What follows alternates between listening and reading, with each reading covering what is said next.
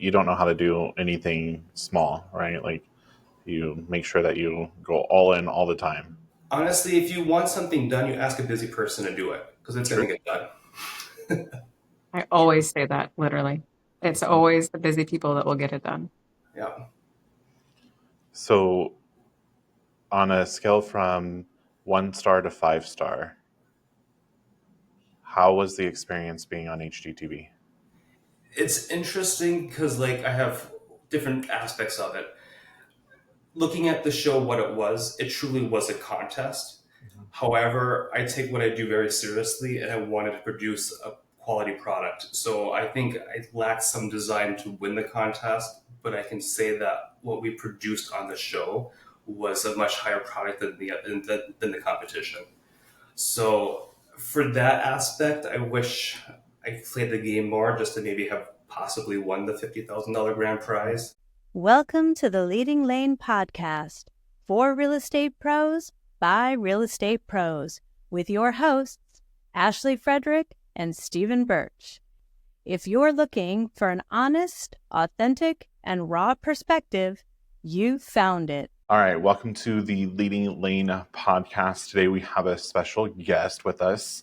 I mean, he's pretty damn famous, so we're excited that you could take out a little bit of time and hang out with us. We have Ben Argall with us.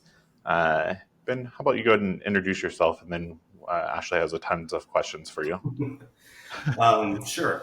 I'm Ben Argall. I'm broker owner of Next Home Superior Living in Michigan's Upper Peninsula. We were the first Next Home office in the UP. I've been in real estate for over 10 years. I'm known locally as the guy that was on HGTV. And I do enjoy a good home renovation project, and I'm finally getting into more developed projects and bigger projects now. So, Ashley, how did you meet Ben? So I met Ben at a broker fast track in Kansas. He had met, I believe, Julie online, and Julie had him come along. So got to know each other in Kansas, which was great, over 3 days. And then we randomly all ended up in Chicago 3 days later. So Stephen and I were there for another conference and got to meet up with Ben, and we had a great time at Julian Piano's. I'll never forget when we were walking back and your friend fell like face first into the concrete while we were. So anyway, we were fast friends, over a week. It's funny how you can become fast friends with someone, but then ultimately Ben is actually only 4 hours from me. So putting those pieces together, we've been able to meet up some other times, and we're actually going to see each other in about 2 weeks here too. So looking forward to that. Yeah, that's awesome. And we happened to go up to Ben's grand opening, right? Ben and Stephanie, and the amazing freaking building that you renovated. Absolutely freaking stunning. And, I got chills because like your design work, and I really want to talk about your HGTV. I'm sure you love talking about that experience. But I mean, your freaking design work and what you have, your eye for how to put everything together is just freaking phenomenal. Like, where did that come from? Is that just a natural born talent, or where is this coming from? Honestly, I was always creative growing up. I've always had a crayon in my hand, and that just kind of turned into a paintbrush. And I started painting at the age of 10. Started making money at it actually at the age of 12. 13, I opened up an art gallery in downtown Ishpeming. I don't know that. I kind of spearheaded a lot of my entrepreneur skills and just art skills in general. I wanted to go into architecture actually in high school, but talking with other people, it was more math and less creative. So I kind of got away from that. And I kind of pursued the art more. And I had a manufacturing company and manufactured items made for my paintings. And I was 23 when I launched that. And then I was actually at an art show, and a realtor approached me about being her assistant in real estate. And I got licensed at 25, so 2 years after I opened up the business. And that started my career And ironically, I have not painted since. After I switched to real estate, I got away from painting because I turned a passion into a job. So I don't recommend doing that. However, I'm more creative now with spaces. So selling houses kind of pivoted my artistic eye into design, and definitely love that almost more. It's a more expensive hobby to have, though. I will say that, the painting. Mhm. So how did it come about that you ended up on HGTV? Was that an application process, or is that something that they were able to see that your talent was there? How did that go down? So it was a long process. I was actually approached by a casting director on Instagram years prior, and she always interviewed me and wanted to find a show for me. Um, and pretty much she found me because I posted like my first house I bought cheap, and I couldn't even live in it when I bought it. And I pretty much gutted it and moved into it 6 months later and still worked on it. So I posted a lot of before and after pictures. So the house I bought was pretty much 1980s. Everything was tan and beige and white, and not my style at all because I'm very colorful. And so she saw that renovation, and then I was working on my family house, the one that I live in now, and she saw more of my progress and design work. And so she wanted me to be on season 2 of the show, but that was back in 22 and the real estate market was just hot. And I'm like, I can't leave right now. It's too much going on. And so when she approached me again, and would have been fall of 22 for the film in 23. And I'm like, sure, I'll finally do it. But I didn't realize at the time that it was going to be like the most horrible timing, mainly because I was on a cruise in January into February. I launched my next home office on February 5th while still on vacation. And then I left 2 weeks after that to go film for 6 weeks for the HGTV show. So I put too much on my plate early on in 2023, plus renovating my current office space. I mean, you don't know how to do anything small, right? Like you make sure that you go all in all the time. Honestly, if you want something done, you ask a busy person to do it because it's going to get done. I always say that, literally. It's always the busy people that will get it done. Yeah.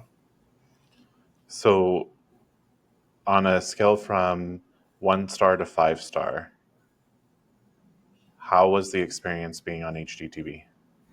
It's interesting because like I have different aspects of it. Looking at the show, what it truly was a contest.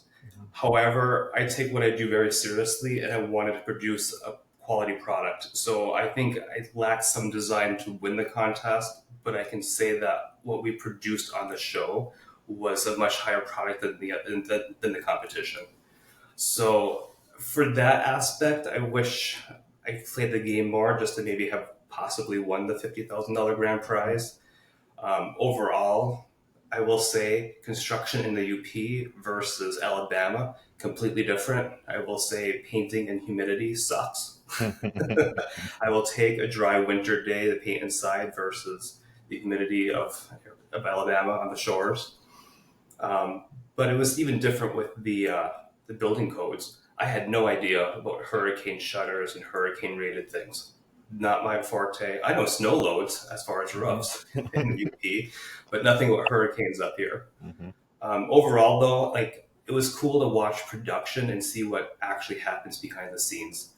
Like, I'm kind of ruined now, like watching other reality TV because like I know exactly what's going on behind the scenes.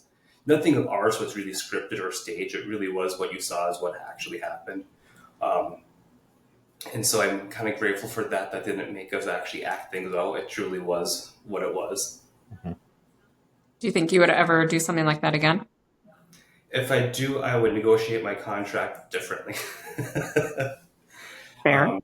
Yeah, but overall, like when you, like I said, like I think good design takes time, and rushing it, that was my hard thing. Because like I look at this building that I'm in now, this from purchasing, writing the purchase agreement to me actually moving in was almost a 2-year endeavor. Mhm.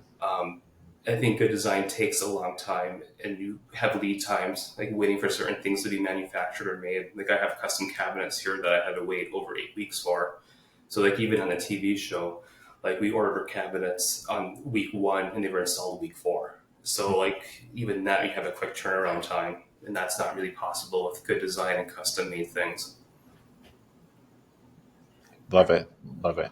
Ashley, I won't take all the questions. I'll let you go. Obviously, that was a great experience for you being on HGTV. How do you think that that influenced anything that you do in real estate now? Honestly, the best thing that came from the show was, I think, being more comfortable talking on camera and being mic'd up. Before the show, I was definitely afraid. Like, I would never talk on the news, not anything. And now I feel like I'm doing live TV like a lot more. And I will say a special thanks to Stephanie Jones, because without her pushing me, I don't think I would be this comfortable. And she's still like, she will force me to do things I don't want to do just to get the experience and become better at it. I know nothing about that. Not at all. How do you use some of your design, like either in your listings or in some of your projects? Like, how do you try to incorporate that when you're helping other people?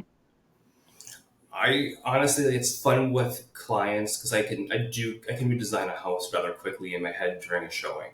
Like, I do have to preface that I'm not an engineer, I'm not a contractor, but I can definitely dream for other people and see what's possible. So I love, like, even furniture layout. Like, I can visualize that right away. So I definitely help my clients with that when looking at houses.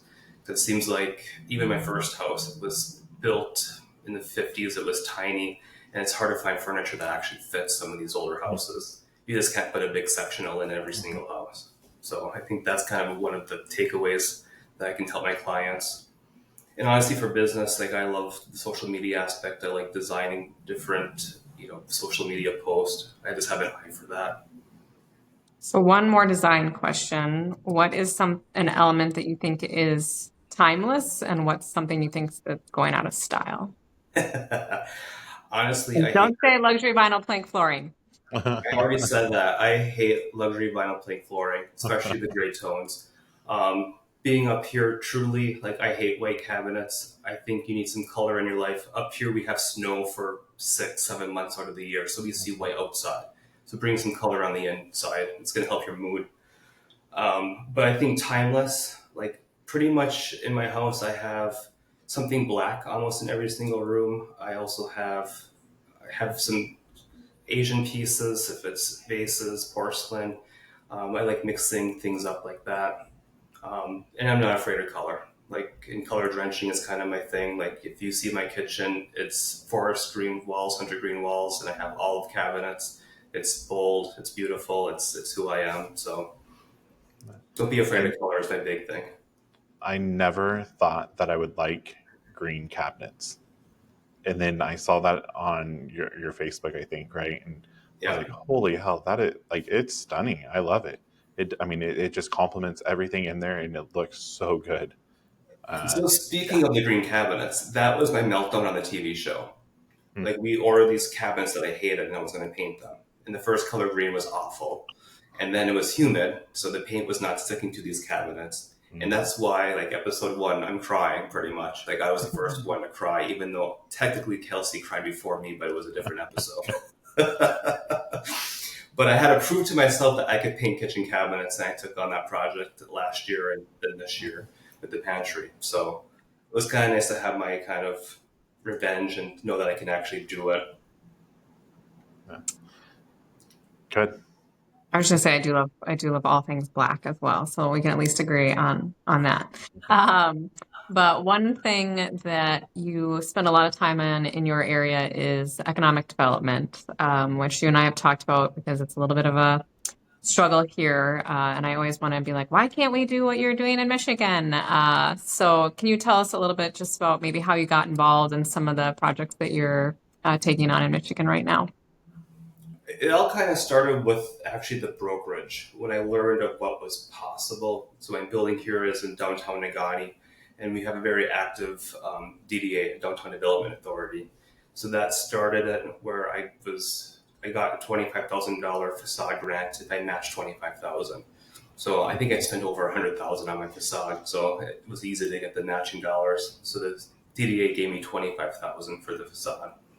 The other thing is Negaunee is a redevelopment ready community. And that's through the MEDC, Michigan Economic Development Corporation. And that's kind of a mixture of public and private funds that support development in the state of Michigan. And I was the first person to get a grant for $250,000. It was called Build My Communities. And pretty much it was $250,000. I mean, I went over budget on this building, but $250,000 made such a huge difference because there was a huge gap. So the construction versus what the appraised price was of this building was definitely over $200,000. So the gap financing, it definitely helped. Moving forward with my next project, I'm looking at different funding sources. One is through the Michigan Land Bank. And so the state land bank actually paid for the building that was on my lot that I bought to be torn down because it was blighted. So it was an $80,000 grant I got through them. And then I also got another grant through the MEDC for pre-development work, which included $30,000 for phase 1 architectural drawings. And now I'm going after a couple things. One is with MSHDA, Michigan State Housing and Development Authority, for housing. They have, I think it's up to $200,000 per unit for grant funding for bridge the gap that have lower income, middle income housing, attainable housing. So that's going to be like a $1.2 million grant, mainly because the cost of building is so high right now. There is a huge gap. So the building I want to build is over $3 million, but financially a bank can only support like $1.2 million. So where does the other $2 million come from? So that's where these programs come into play. Now, what is the population where you're from? So my brokerage is in downtown Negaunee. Their population is about 4,500. I live in Ishpeming, and that population is 6,500. That's where I sit on city council. I mean, to me, when we were up there, it was wild of what all you have to offer in such a small community. And I mean, these types of grants and the different programs that are available to be able to help others for the economic side of things. I mean, kudos to your community and being able to truly tap into that and help and provide resources and to grow. And kudos to you for pouring back into the community and giving back there as well. It's truly a collaboration, though. I will say that, like even other developers locally, we learn from each other. We help each other out. We don't view each other as competition. Sure. Like I'm helping right now coach another developer about the Build My Communities grant, and I helped them with that, and they got $350,000 for their project. So I kind of consulted on that, and it's just I don't view this as competition. It truly is collaborative, and it's helping the community that I live and serve in. Sure. Do you feel that you have any sort of the small town politics pushback? I don't think I feel that so much. I know that with being on city council in Ishpeming, I won't develop there till I'm off of city council just to have full transparency. So most of my development that I'm working on now is in the city of Negaunee. I think that helps. I know like out of state developers may have a harder time. I think I've proven myself to our community with the current building, the brokerage building, because of the design and how well it came out. So I think people are a lot more happy. Even me tearing down a building, I thought I was going to get a lot of slack for doing that, and everybody was supportive because I knew it was blighted. So the community is already behind me. But it took me a good project, and honestly, being a lifelong resident helped too. How does that feel with what you have accomplished at such a young age? I have to remind myself of that I am young. I'm only 36 because I'm very impatient. I want more things to be done. I've always had these crazy goals. And the thing is, most of my goals scare me. So I think that kind of keeps me pushing forward too. But I guess I am humbled. I'm glad that I get the respect that I do. I'm not just a kid anymore. Like I think I finally can show them I have skin in the game. I can do what I say I'm going to do.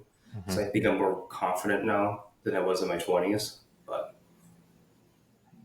I think it's funny that you say that. I was listening to a book this morning that just talks about how greatness takes time and we forget about that. I think it talked about that the Avatar movie took 15 years to make, but it's the best selling ever, movie. And I think it was like Julia Child's first, like her book, I think it was, took her 10 years to write, and it's like the best selling book. So I think that we are all ones that like to see immediate effects. But really, I mean, the greatness does take a little bit of time. And I think that all of us, someone might be in their 40s, but have accomplished a lot in a short amount of time. And I think you're right. We sometimes just need to sit down. One of the suggestions was on the book was just to list out like your top 15 accomplishments and put it somewhere.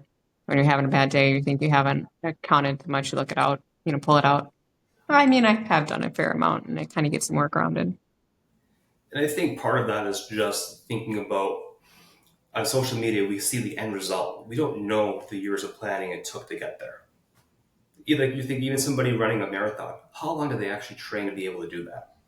Like, no one thinks about that stuff. I think we were talking about that as far as real estate's concerned, right? Like when it comes to social media, people will just see that, agents are posting about their great closing or that they went on vacation or something. And right, we've been in real estate for 10 to 15 years, but someone that's new to real estate thinks that happens like overnight, right? So it's kind of this misconception, just as far as what actually happened behind the scenes to get to where you are today. Yeah. So your goals scare you. I love that. I think everybody's goals should scare them. What's on the horizon for you? Well, right now it is the next development project. It's called the Montreal. It's right behind my brokerage, and it's a 12-unit apartment complex. And it's so much money, and it's just very hard to get everything in order to make it actually feasible. With you thinking about rent and income from that, plus the cost of building. So that's one of my big projects. And if I can't make it happen, it's more not can't, it's just more when. So if it has to sit on the back burner until things calm down in the financial world, so be it. I'll move on, pivot to something else. So it's more so picking a project that makes sense at the time and pushing forward with that and crunching numbers. So obviously you've built, a thriving real estate team in a short amount of time while also doing your design and development. So can you talk to us kind of about how you balance all of that? honestly, I think it was just knowing where I lacked. And that's where one of my biggest recruits and business partner kind of came in. So I know that I am horrible at training new agents. I'm not going to argue that. Like I am not good at training. So when I brought on Stephanie, I'm like, I want you to come on as the trainer for the brokerage. And then after 3 months watching her thrive, I'm like, you need to be owner. You need to have some skin in the game. And when she came on, like, it opened up more time for me to do what I'm passionate about. And it kind of works well because Stephanie also has her passion projects on the side in real estate. So we both get to own something together and thrive at it and then do our passion projects on the side. So it worked out really well. And with that, our team, we definitely made it a more welcoming brokerage for others, and we've recruited.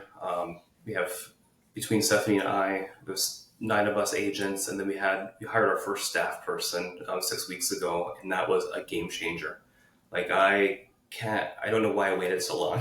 And it's always that way. I think when you bring somebody on, it's scary to have payroll.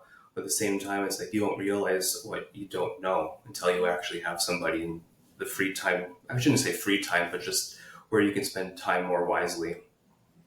It's working towards your highest and best use, right? It's making sure that you're working towards your strengths, you're working towards your passion, you're working towards what is actually driving the finances for the company.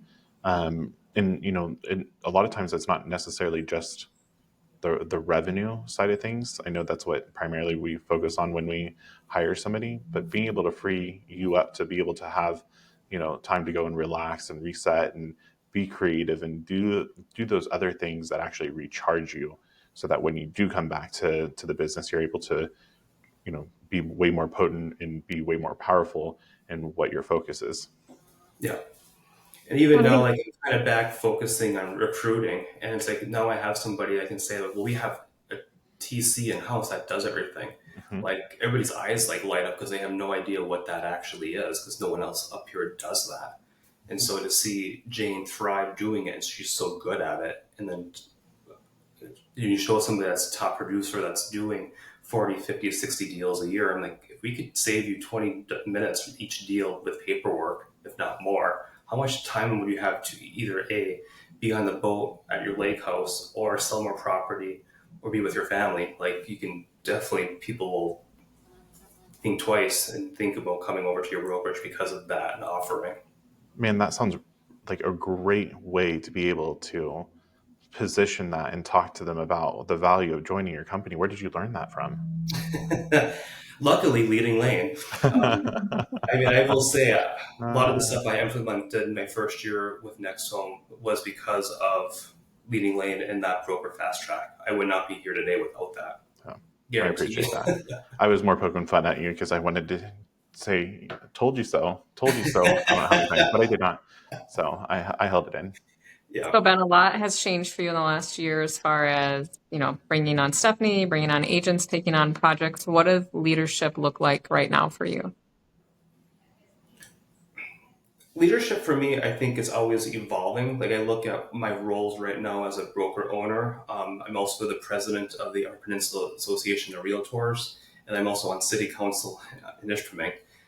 I will say, I think being in the realtor world and doing the presidency for UPAR, we had a huge change with our executive retiring after 43 years. And so we have a new executive that's been with us for 10 years, but in a new role. And I'm looking forward to kind of changing things overall for our association to more tech driven. So easier online payment systems, things like that. So leadership for me is kind of making changes. Not that they're archaic, but just kind of being more progressive and kind of showing the way. Like, don't be afraid of change. I think that's kind of my leadership style. Even at the brokerage level, like we're switching things up.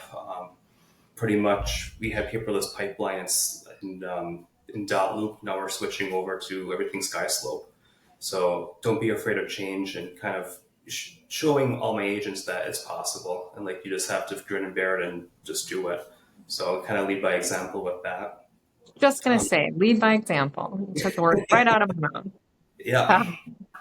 And even What city is, council, it's just, I don't know. I like being on it.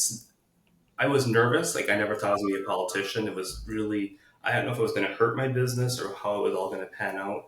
But I think it was a very good decision on my part. I'm enjoying being more connected to the community and giving back.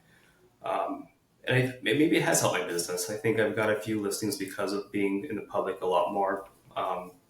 But I do like we have a new city manager we hired that was part of my platform for running. And our new city manager is phenomenal. And I'm very happy to see where the city is heading. And I just, as a developer or as a realtor, seeing the house prices and seeing what the city will be in 5-10 years and kind of, show that to my clients is also an easy kind of selling feature for me to sell houses. Thought that. You want me to go?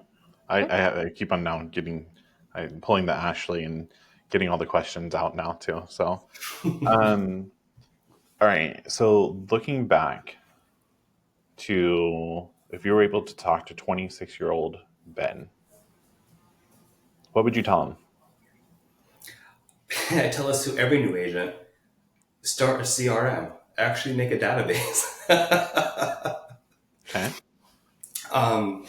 I think I would have actually forced myself to do more video work earlier, things like that, because I didn't realize how much I would enjoy doing it. So looking back, 10 years ago, like I think that would have opened so many more doors if I was more confident in who I was and then actually had a database because even 11 years in the business, I don't have a good one. And I'm finally learning how to use a CRM. So if I had, because I've sold over 300 houses, like you think of how many clients I've talked to or leads that I lost because I'm not, connecting with them. It's kind of crazy how much my business could have been further. I don't really dwell on that too much now, but it's just like, as a younger person just starting in the business, I wish I knew the power of that. what would you, I'm going to reframe the question. Okay. Not just business oriented, not just tools, not just social, not just videos. Yeah. What would you tell Ben as a person?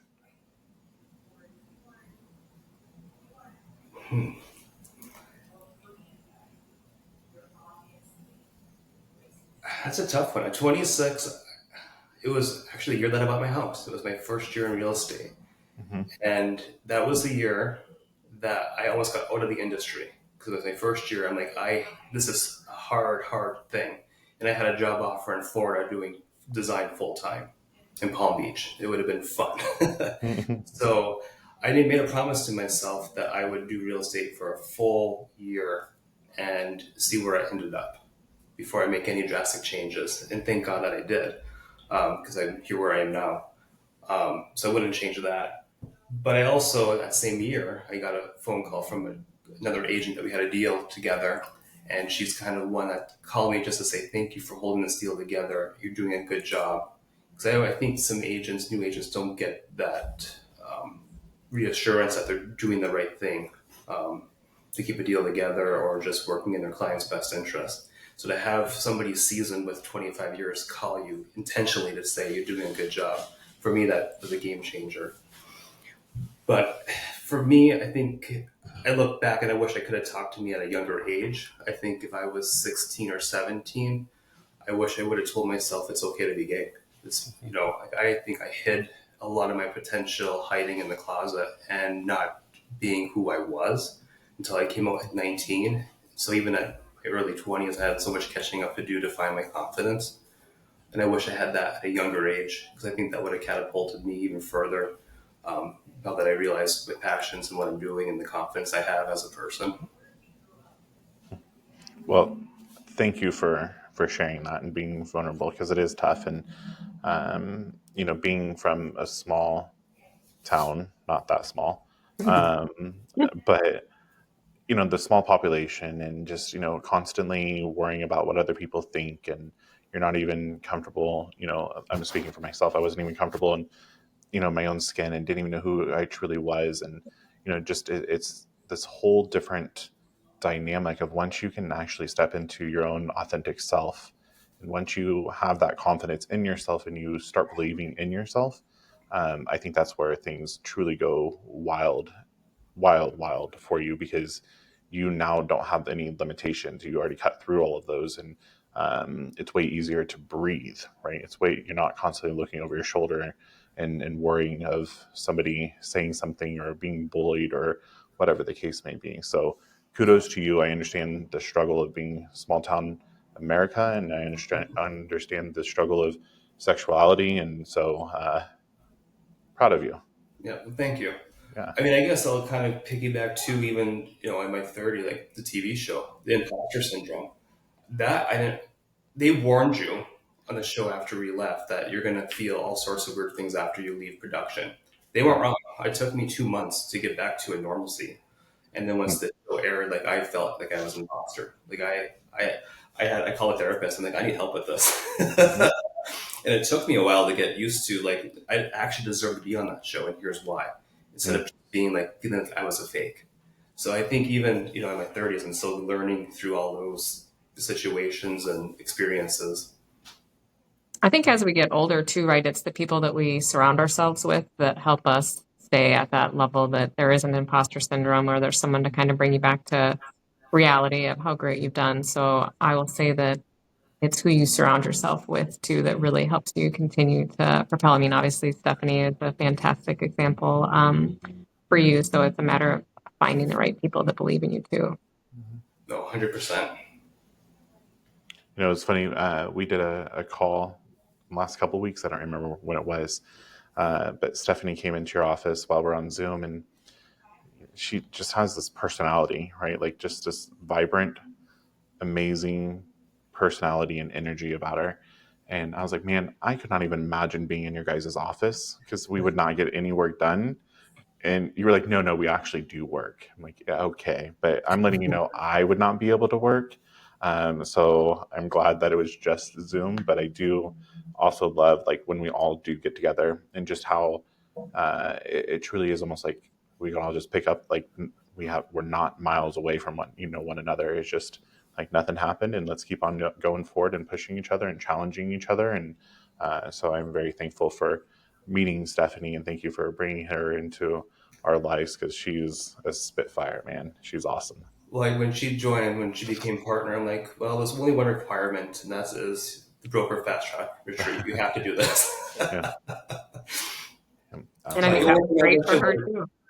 What was that? That's so great for her too. I just remember her being like, like, oh my goodness. So I loved watching her reaction. About it. Like, she's like, that should be mandatory for every broker owner out there. Mm-hmm. Because, I mean, I took the Michigan broker course, like how to run a brokerage, and I kind of laughed because like I didn't get any value from doing that. Like, they don't teach, there's no handbook of how to be a broker owner. Nope. And I just kind of, I just wung it, and as an independent, you didn't have any franchise support. Now having the franchise support, it's even more of a game changer. But it's up to you to actually implement and be present and be a broker owner and grow a business. Look at it so differently than anything else. Good. We'll use this clip for marketing as well on that. So thank you. Double whammy. Yeah. Ben, what is something that you've changed your mind about in the last year, either personally or real estate related? Oh, man.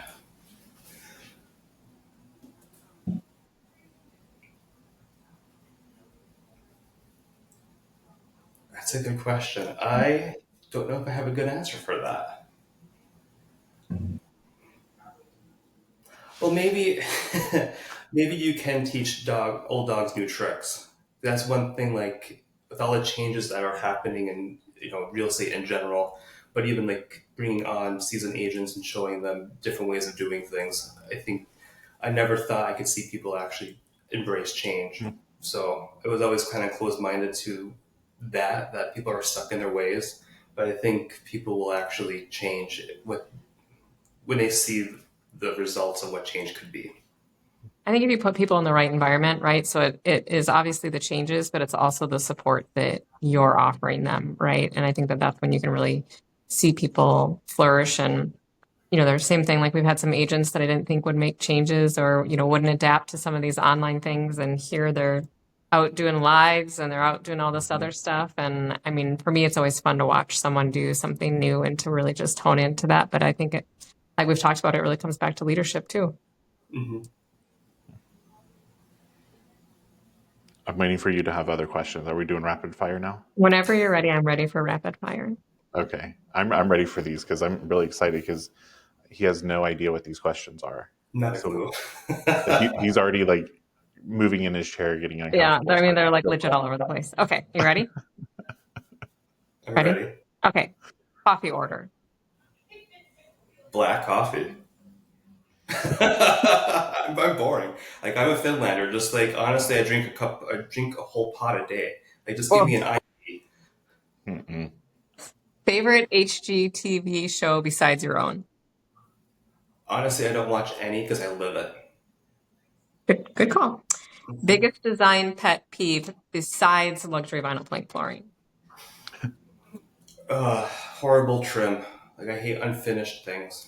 Mm-hmm. Dream city to launch a real estate project in? Honestly, where I live right now, there's something about your own community and developing in it. Because I feel like I'm more of a community developer than a developer. I love that answer. Mm-hmm. What's the last thing you Googled? Careful. Do I want to know? Are we on?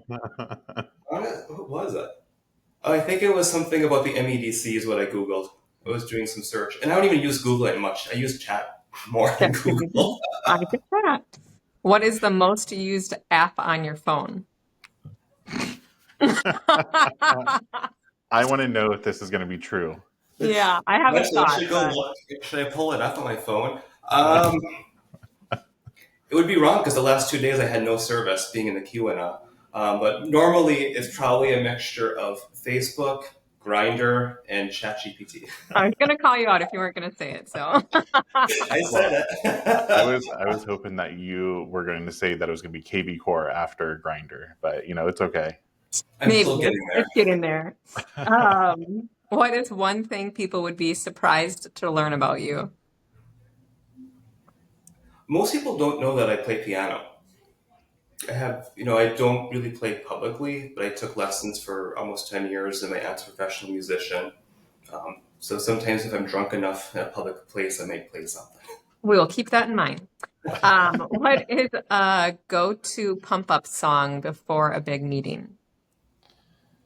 Oh, usually I just pace the floor. That's funny. Favorite quote or personal motto? So I do have a tattoo that says "Fortune and love favor the brave" I like that. on my chest. That was kind of my coming out tattoo when I was 19. So, last one. Mountains or beach? Mountains. And I saw your waterfall pictures. Those were amazing, by the way. Yeah, I can't believe I hiked 10 miles in like one day, but it was It was definitely worth it. Thank God for bug spray. Yeah. Was it 90 that day? It was, yeah. Actually, the first Sunday when we went up there, it was 94 degrees, and we went to a waterfall and just swam underneath the falls. Awesome. But then it was crazy because 10 miles down the road, it was in a bay. It was 59 degrees with the wind off the exterior. Forget all of that. Well, Ben, I greatly appreciate you taking the time to hang out with us, and I'm super proud of you, of everything that you have accomplished. I'm honored to know you. I mean, just you're one impressive man. So keep doing amazing things. Keep on rocking out. And I know that nothing but the best is going to be coming your way and continue to come your way. So keep on kicking ass, dude. Thank you. Ditto. Super proud of you, and I always love spending time with you and looking forward to spending some time with you guys soon. Yeah. So if somebody that is listening wants to get in contact with you, how can they reach you? Just Google me. I show up everywhere. Well, Mr. Popular. All I right. don't trust the everything from HGTV. They say that I'm worth like $2 million. I am not yet anyway. Yeah. But hey, own it and rock out with it. That's how I would do it. yeah. So, well, again, thank you. I appreciate it, and thank you to your listeners that are out there. As always, if you want to talk about something, have us talk about something, want to join us, we would love to have you. So please reach out to us. See you next time. If you've enjoyed today's episode, please like, subscribe, and share with others. Stay connected for more genuine insights and strategies to boost your real estate career on Facebook or check out our website. We'll see you next time.